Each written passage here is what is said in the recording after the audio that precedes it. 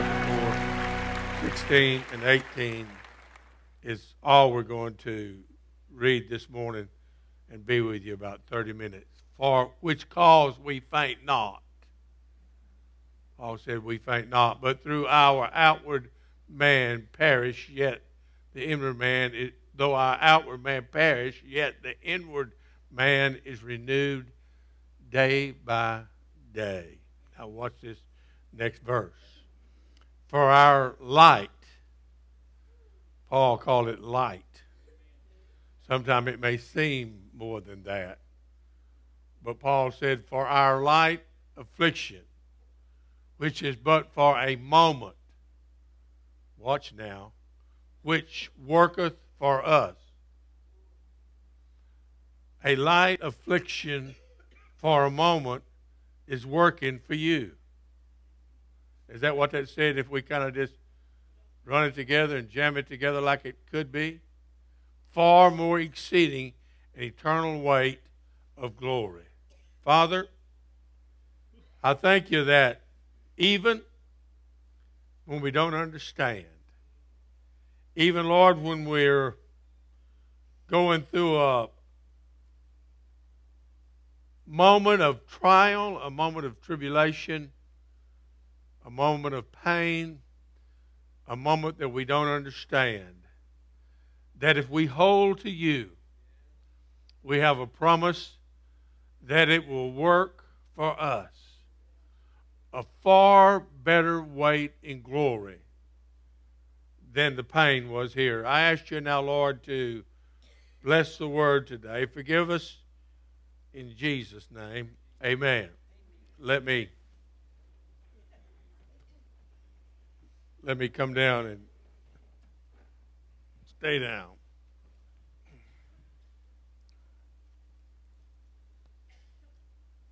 The problem this morning is that we are a time-conscious man in an eternal situation. Let me let that soak in because that's way out there if you think about it. We are time-conscious because of our situation, but yet we are eternal beings. You say, what does that mean? That means that you will have no end. That you will live forever somewhere. I want to look at managing the moments. Managing your moments. Like it or not, we do funerals for people that are as little as a day old to upwards nearly 100. And it seems sad when we do folks that are not as old. It seems more sad than it does when we feel like that we've buried somebody that has lived what we call a long time. But when you look at it as time and eternity, that's all there is. Simply the two things, time and eternity. There's no more, no less than that. So don't get caught up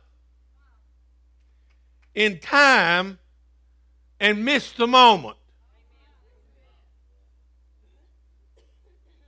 We get so caught up in that thing we're going through at this very time until we miss the moment God has for us. I've been trying to figure this out for 30 years, and I've made the full circle, and I've come to realize that I know less about this than I did when I started. Sometimes you think, well, Pastor, you've been preaching 30 years. I guess you understand the Bible. 30 years of praying and preaching and asking God to open my understanding.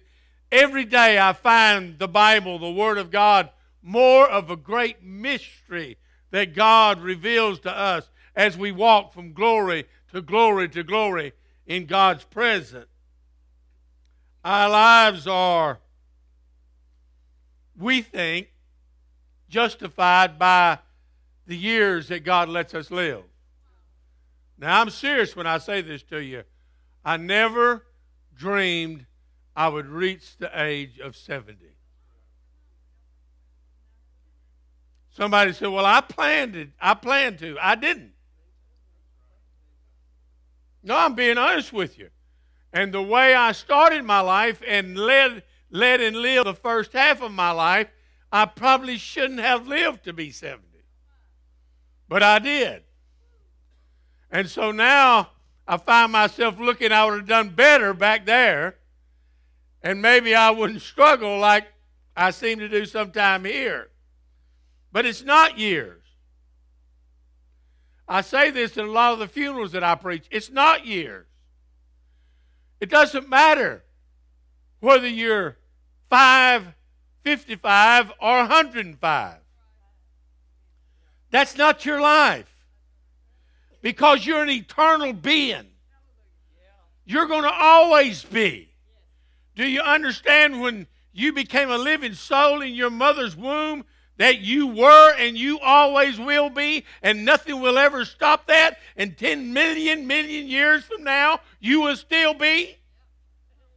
You say, what will I be? I don't know, but you'll be old.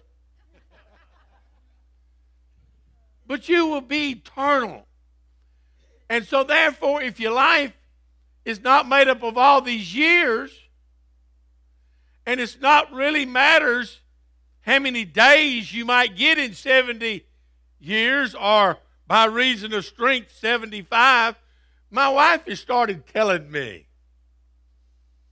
I think she's trying to help me feel better. She started telling me in the last month that 70 is not old. Ask one of these young people back here. It's really not old, is it? Think about when you were 18 and you looked at somebody that was 70, you thought, my Lord in heaven, they're dead with the old age. And now all of a sudden we've made it up here and we're realizing, hey, I'm not as old as I thought that was. Isn't that right, Billy? I'm telling you right now. And so if years can't matter, then days can't matter. And if days can't matter, then hours can't matter. And so I want to say it to you this way today. Life is made up of moments that God has given you to work out your life to be what it wants to be. He said it's working. It's working for you. Somebody said, time's working against me. No, it's working for you. Every moment God gives you is the moment that God is working out for you. You will always be somewhere. It's just where? I'm not going to get you down. I'm not going to talk about that bad word. I'm not going to say the word hell to you. It'll upset you. And I'm not going to speak of the devil because he will scare you. And so I'm going to tell you roses are red, violets are blue, but you're going to live somewhere too.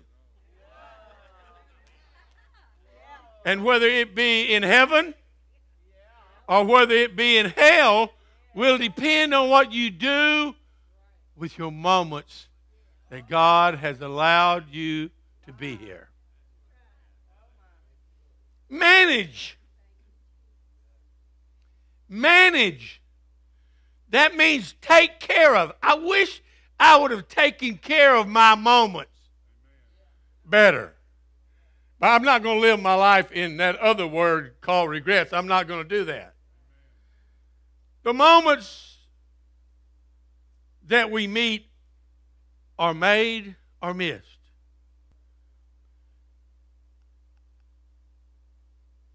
I was resting this week. I was trying to let my mind be idle. It does that pretty good now. I really don't have much trouble with that anymore. You know what I mean? Somebody say something to me, and 5 minutes later I'll say, huh? And so it's not harder when you get a little older to let your mind be kind of idle. But I find out something, and I want you to listen if this is not right to you. A lot of days don't matter. Just a day. You cut a head or two of hair, perm to something.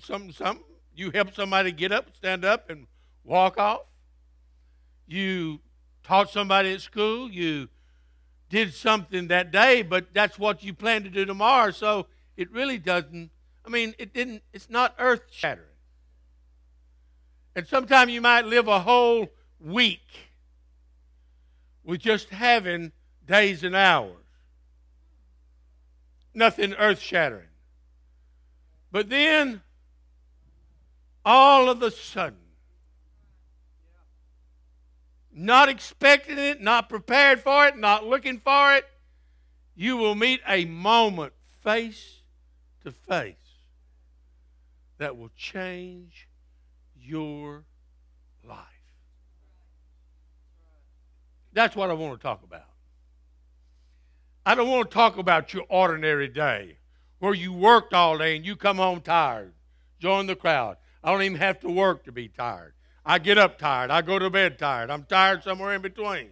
It don't matter. But the thing is this. I have to make sure that I'm in attendance.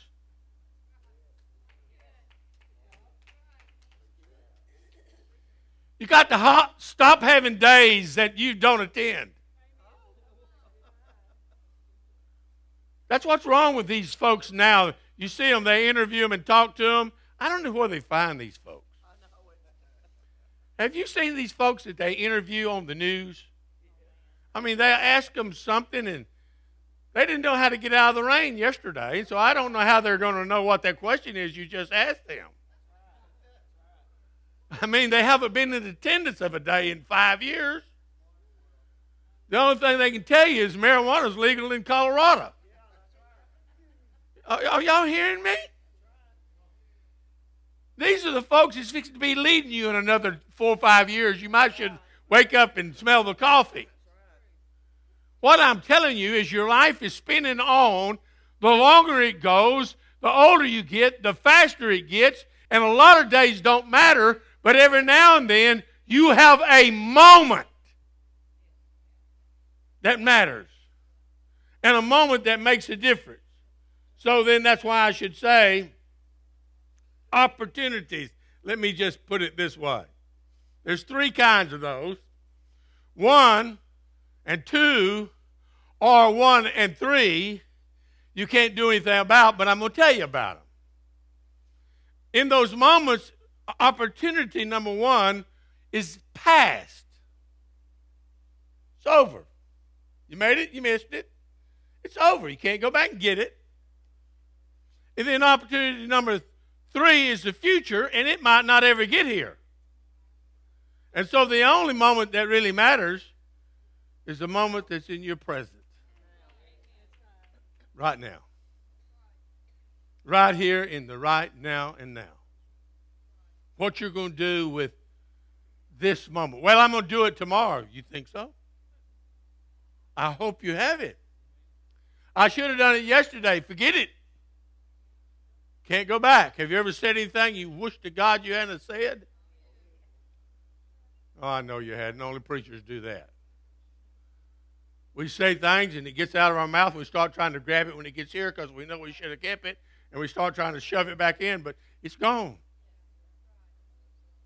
Those things we did last year that would to God we wouldn't have done. Am I okay? Huh? And so forget that. The things, am I bothering you? Thank you.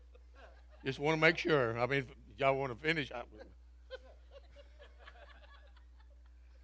They're the things that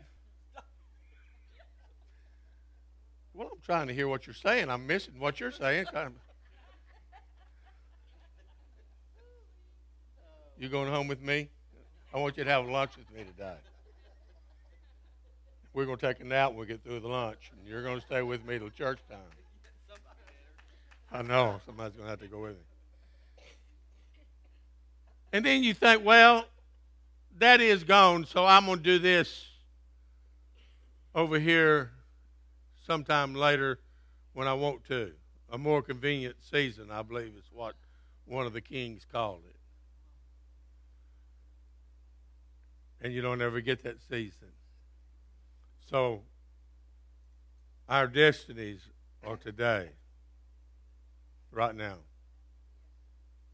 I was talking to Charisma when she came in the door, and I asked her, I said, do you feel old since you graduated? And now you're out of school, and you're just, hey.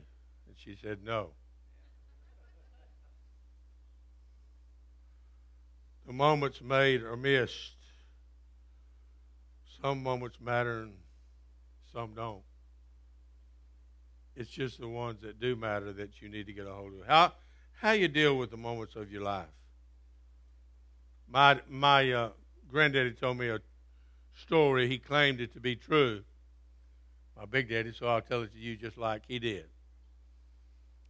Probably nobody left alive that's old enough to know this but me. There was a man that we were in town one day when I was 11 or 12 years old. And the man walked like this. He limped. And my granddad was talking to him. And I said to him after our conversation, and the man left and limped off, I said, Big Daddy, why's that man limp like that? He said he had a rock in his shoe. A rock in his shoe. And I said, what? He said he had a rock in his shoe. I said, well, why didn't he take his shoe off and take the rock out? He said, no, he had his rock in his shoe when he was a young man about 40 or 50 years ago. And he didn't take time to take it out. He thought he was in too big a hurry, so he just kept plowing with the rock in his shoe.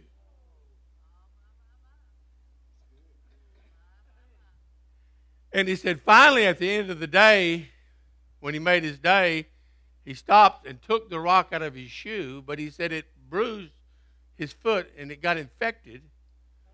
And he said, to this day, the bone is sore and he can't walk on it, so he limps. How many of you may have a rock in your shoe, but you won't take a moment to take it out? That's better than you think. You can say, I'm too busy, and you can just keep doing what you're doing and leave the rock in your shoe until you cripple yourself for life.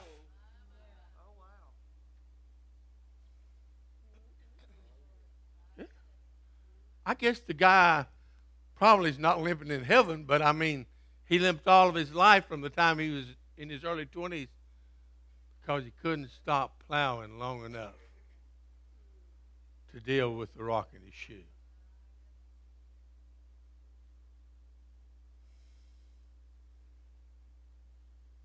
Moments come and go. All of you have had some to pass you by. All of you have had some that you wished you had stopped and worked on. Your destiny. I won't be long. I'm nearly through. Your destiny is coming, and your moment is meeting that destiny. And what you do in that split second when it comes together will determine your life. I don't do this anymore. I did for a long time, but I don't do this anymore. I don't regret what I did back then. I don't wish, Brother Steve, that I should have preached at 18 anymore. It was not in my destiny It was not in my destiny to do that. But by the same token, I don't regret that 30 years ago or 35 years ago or 40, when my destiny met my moment, that I give what was left to God. And I've been living my moment as hard as I can ever since. Moments come and go. Some moments come and never come again. Some moments come and you get another chance. I wouldn't let anything pass me by today that I felt like God was saying to me. Some moments are once in a lifetime. And you be glad or sad. I want to say this to give my Martha a flower. I'm not trying to get back on her good side. I'm really not. But she was the moment that changed my life. It's changed my life. My life has never been the same. I asked her this time sometime, and you young people that haven't been in love yet, think about what I'm about to tell you. I cannot imagine what I would have been had I not met her in that moment of destiny. And God changed my life. You say, is it perfect? Perfect as I want it. Take your moment. No matter how scary it may seem. No matter how much wondering you may do about it. And let it be your life. Don't spend it looking at lost opportunities. Do not spend your life being sorry for what you did your whole life. Get over it. Well, I was. So was everybody else. Everything, I was going to say this, but maybe I better not. Everything that happens now, if you're a child of God, everybody in the world wants to crucify you for what you did when their lives is more messed up than yours. Where did you come from? You want to say. Stop crying over, as my old friend used to say, over shouldas, wouldas, and couldas. You like that? He would get up to pray, and he'd say, Lord, I want you to forgive me for my shouldas, wouldas, and couldas. He always said that. And I thought, my God, man, you're covering a lot of ground there, aren't you? We've all got those. We've all got things that we should have done. We got things that we could have done. We got things that we would have done. And we all got a but at the end of it. But don't live your life that way. If it's gone, move on. The man at the pool of Bethesda said, I've been laying here 38 years. Don't have no man to help me in the water. Jesus said, take up your bed and walk. Stop looking for somebody to pick you up and put you in. He didn't tell him nothing about walking in the pool. He said, get up and walk, man. Now I'm going to say something, and I'll say it. I love you. Sometimes you just got to push past it. And you just got to press on. You said don't feel good. Don't make no difference. The option's worse. Quitting's worse. And so we just have to move on. He got up, took his bed, and walked. Years ago when we was working in Houston, we was all living a horrible, terrible lifestyle. Horrible, terrible. And I had a drinking friend of mine. He was a young man, Neely. About that tall and real muscled up little guy. About 5 years younger than I was. And McCall Road had a railroad track that come through the middle of it. And you had to go up that hump over the railroad track and over the other side. And there was a stop sign right down at the other side of the thing. Well, we were not in good enough shape to be where we were.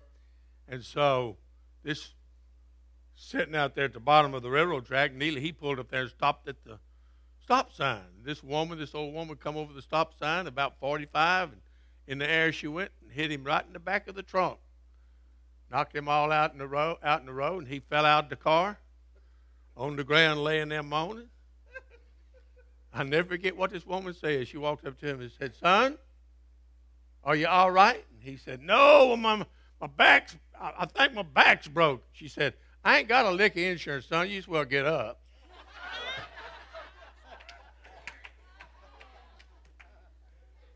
I said, "Neely, what'd you do?" He said, "I got up."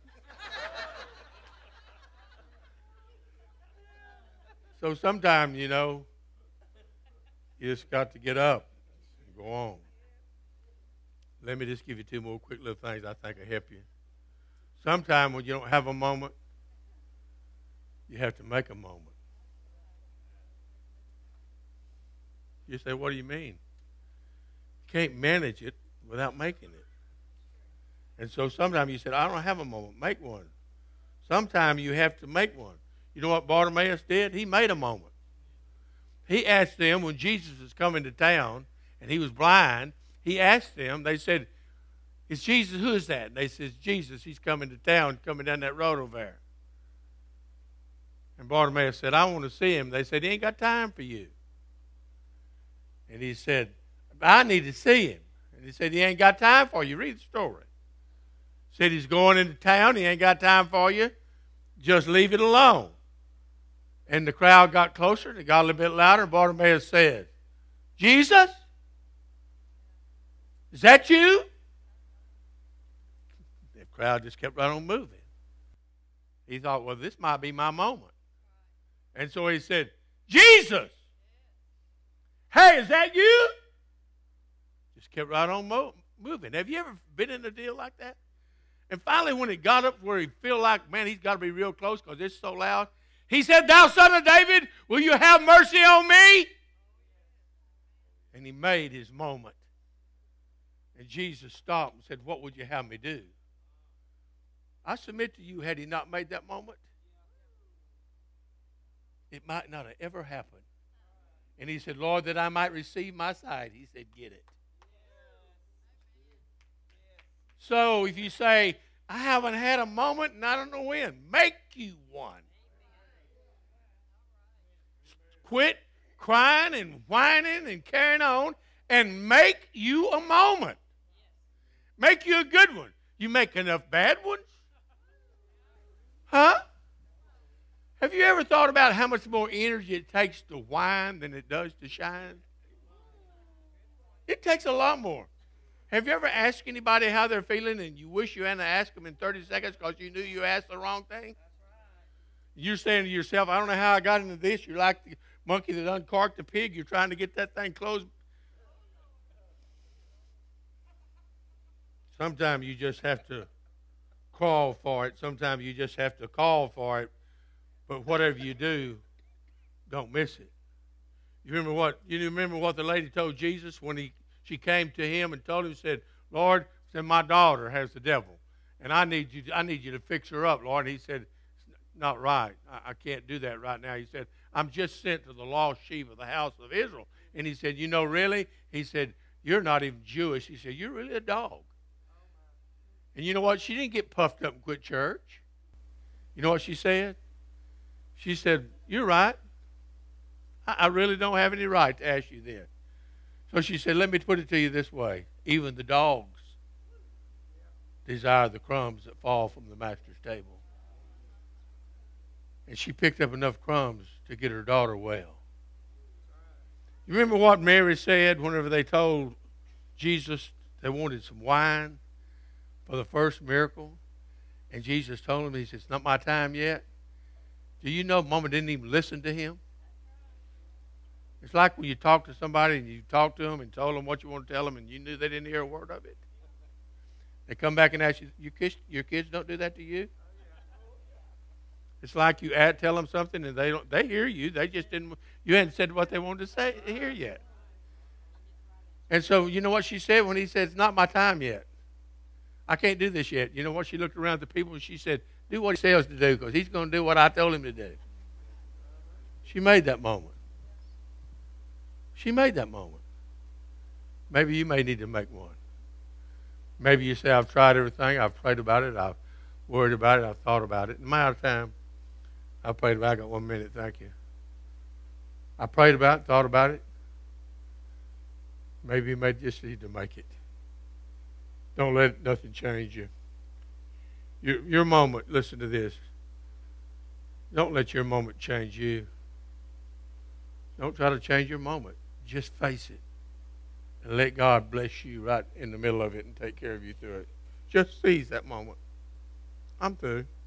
Just seize the moment. If today's your day, praise God.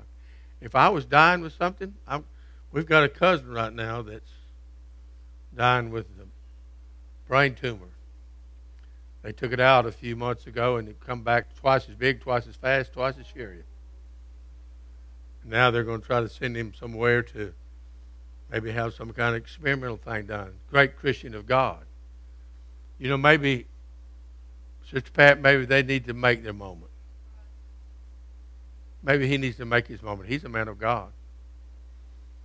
They got a grandbaby coming that they prayed and prayed and prayed for. And all of a sudden, in the last couple of weeks, they were told they're going to have this grandbaby. And he's told he's not going to live to see it. And yet I believe he has to seize that moment. And I believe he has to tell God, God, if it's my time, you're right. But I want to live to see this baby. There's no reason on God's green earth that God can't do that for you. Seize your moment. And let me close. Manage your moment.